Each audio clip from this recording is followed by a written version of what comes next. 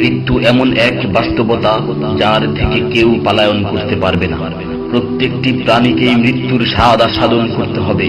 আল্লাহ তাআলা পবিত্র কালামে মাজিদে ইরশাদ করেন, কুল্লু নাফসিন যায়িকাতুল মাউত, প্রতিটি প্রাণী ওই মৃত্যুর স্বাদ আস্বাদন করবে।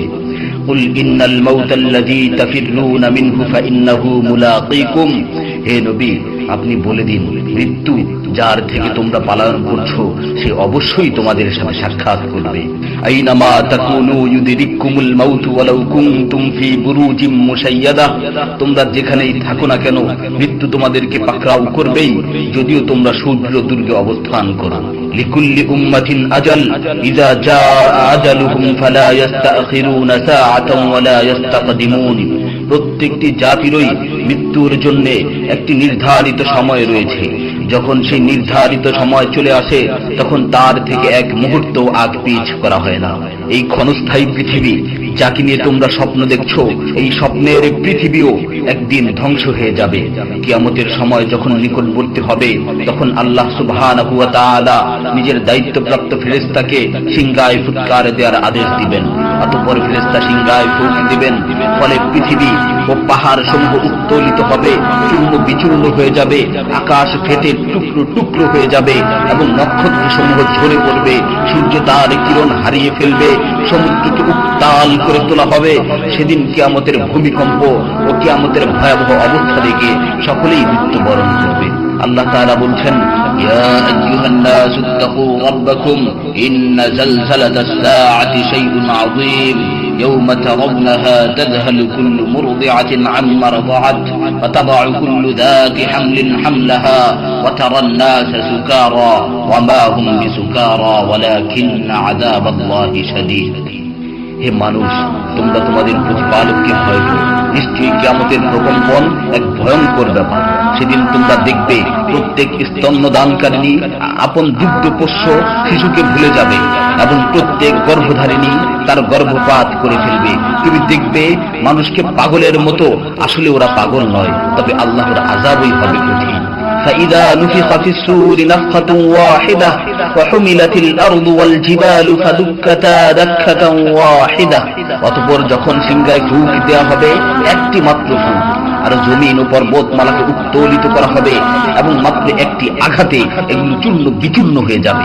ইযা সামাউ ফাতারাত ওয়া ইযাল কাওয়াকিবু ইনতাসারাত ওয়া ইযাল বিহারু ফুজ্জিরাত ওয়া ইযাল কুবুরু বু'সিরাত আলিমাত নাফসুম মা কদ্দামাত ওয়া আখখারাত, যখন আসমান বিদীর্ণ হবে, আসমান ফেটে টুকরো টুকরো হয়ে যাবে, আর যখন নক্ষত্রগুলো ঝরে পড়বে, আর যখন সমুদ্রগুলোকে উত্তাল করে তোলা হবে, আর যখন কবরগুলোকে উন্মোচিত করা হবে, তখন প্রত্যেকেই জানতে পারবে সে আগে কি পাঠিয়েছে এবং পরে কি পাঠিয়েছে।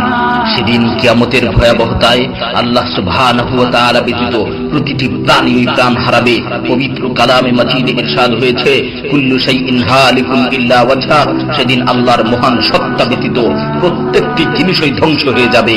কুল্লু মান আলাইহা ফান ওয়া ইয়াবকা ওয়াজহু রাব্বিকা যুল জালালি ওয়াল ইকরাম, সেদিন জমিনের উপর যা কিছু রয়েছে সবই ধ্বংস হয়ে যাবে, আর শুধুমাত্র মহামহিম ও মহানুভব আল্লাহ সুবহানাহু ওয়া তাআলাই বাকি থাকবেন। তাফসীরে ইবনে কাসীরে বর্ণিত হয়েছে, যখন ইসরাফিল আলাইহিস সালাতু ওয়াস সালাম সিংহায় ফুৎকার দিবেন তখন সকলেই মরে যাবে। মালাকুল মাউত মৃত্যুর ফেরেশতা এসে আল্লাহ তাআলাকে বলবে, হে আল্লাহ, সকলেই মরে গেছে। তিনি জিজ্ঞেস করবেন, অবশিষ্ট কে আছে? উত্তর দিবে, হে আমার রব, আপনি, আর আপনি তো হলেন চিরঞ্জীব। এছাড়াও বাকি রয়েছে জিবরাইল, মিকাইল ও আরশ বহনকারী ফেরেশতাগণ। আল্লাহ তাআলা বলবেন, জিবরাইল ও মিকাইলেরও মৃত্যু হওয়া উচিত। মৃত্যুর ফেরেশতা মালাকুল মাউত বলবে, হে প্রভু, জিবরাইল ও মিকাইলও মরে গেছে। আল্লাহ তাআলা জিজ্ঞাসা করবেন, এখন আর কে বাকি আছে? সে বলবে, এখন আমি বাকি আছি ও আরশ বহনকারী ফেরেশতাগণ বাকি আছে। তখন আল্লাহ তাআলা বলবেন, আরশ বহনকারীদেরকেও মরতে হবে, তারাও মরে যাবে। আল্লাহ তাআলা আবার জিজ্ঞাসা করবেন, এখন কে বাকি আছে? মালাকুল মাউত আজরাইল আলাইহিস সালাতু ওয়াস সালাম বলবেন, হে আমার রব, এখন আপনি বাকি আছেন এবং আমি বাকি আছি। তখন আল্লাহ তাআলা আজরাইল আলাইহিস সালাতু ওয়াস সালামকে বলবেন, তুমি তো আমার মাখলুক, সুতরাং তুমিও মরে যাও। তিনি তৎক্ষণাৎ মরে যাবেন এবং শুধুমাত্র আল্লাহ তাআলাই বাকি থাকবেন। অতঃপর আল্লাহ সুবহানাহু ওয়া তাআলা জমিনকে ভাঁজ করে ফেলবেন এবং তিনি 3 বার বলবেন, আনাল জব্বার, আনাল জব্বার, আনাল জব্বার, আমি প্রতাপশালী, আমি প্রতাপশালী, আমি প্রতাপশালী। অতঃপর তিনি 3 বার জিজ্ঞাসা করবেন, লিমানিল মুলকুল ইয়াউম, লিমানিল মুলকুল ইয়াউম, লিমানিল মুলকুল ইয়াউম, আজকের রাজত্ব কার, আজকের সার্বভৌমত্ব কার, আজকের আধিপত্য কার? জবাব দেওয়ার মতো কেউই থাকবে না। তিনি আবার উত্তর দিবেন, লিল্লাহিল ওয়াহিদিল কাহ্হার, আজকের রাজত্ব, আজকের সার্বভৌমত্ব, আজকের আধিপত্য পরাক্রমশালী একমাত্র আল্লাহ। ইবনে ওমর রাদিয়াল্লাহু তাআলা আনহু হতে বর্ণিত অপর এক হাদিসে ইরশাদ হয়েছে, কিয়ামতের দিন আল্লাহ সুবহানাহু ওয়া তাআলা আসমান জমিনকে ভাঁজ করে নিজ হাতে গুটিয়ে নেবেন। অতঃপর বলবেন, আনাল মালিক, আনাল জব্বার, আনাল মুতাকাব্বির, আমি বাদশা, আমি প্রতাপশালী, আমি অহংকারী।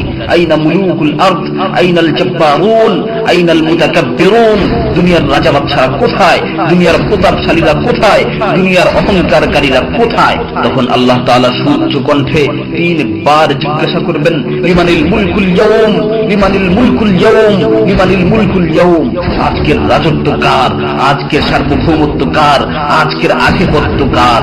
অতঃপর তিনি 3 বার উত্তর দিবেন, লিল্লাহিল ওয়াহিদিল কাহ্হার, আজকের সার্বভৌমত্ব, আজকের রাজত্ব, আজকের আধিপত্য প্রতাপশালী একমাত্র আল্লাহ সুবহানাহু ওয়া তাআলা।